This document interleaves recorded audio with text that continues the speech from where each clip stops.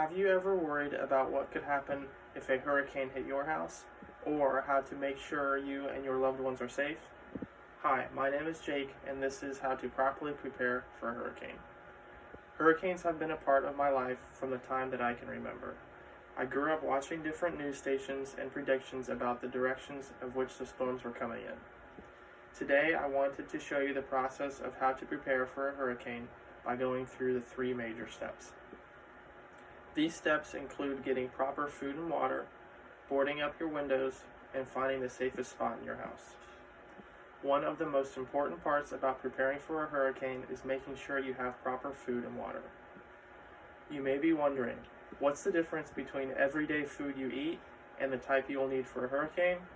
Well, according to floridadisaster.org, you should have enough food to last 7 days, non-perishable packaged or canned foods and beverages. When you think of everyday food, you may think of something you can cook in the oven, microwave, or even pick up at your favorite restaurant. But this is not the case when preparing for a hurricane. When picking up these items, you need to go well in advance as stores start to get low in stock when this sort of disaster starts heading your way. You can pick up items such as soup, beans, and other non-perishable items. Lastly, make sure you have as much water or drinks as you may need, because this is the most important. After you have gathered up food and water for at least a week, it's now time to make sure your house is secure. I looked up a study made by the National Oceanic and Atmospheric Administration, and based on the different categories of a hurricane, they will tell you how much you need to do in order to protect you and your household. When looking at the study, a Category 1 causes minimal damage with winds up to 95 miles per hour.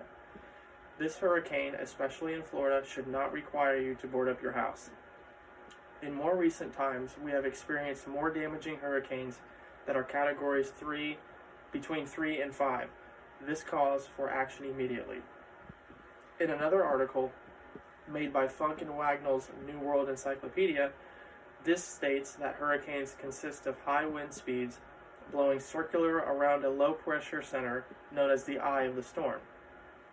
The low-pressure center develops when warm, saturated air prevalent in the doldrums is underrun and forced upward by denser, cooler air. From the edge of the storm towards its center, the atmospheric pressure drops sharply and the wind speed rises. When preparing to board up your house for these winds, you must measure every window or panel that you wish to cover up. Once you have effectively gotten your measurements, you have to go buy plywood panels to then cover up the areas that could be exposed to flying objects from the high winds. Finally, after you've gathered food, water, and secured your house, all that's left to do is find the safest spot for you to stay in.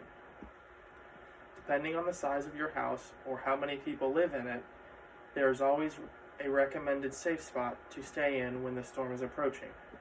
According to the NOAA, one of the safest places to be during a storm is in a cellar or basement. Now, of course, most houses in Florida do not have a basement, so the second best place to be is in bathrooms, hallways, or under a staircase. These places are the safest because they have very few windows, are away from openings or objects that could hurt you. As stated in the article, the main goal is to create as many barriers as possible between you and flying debris.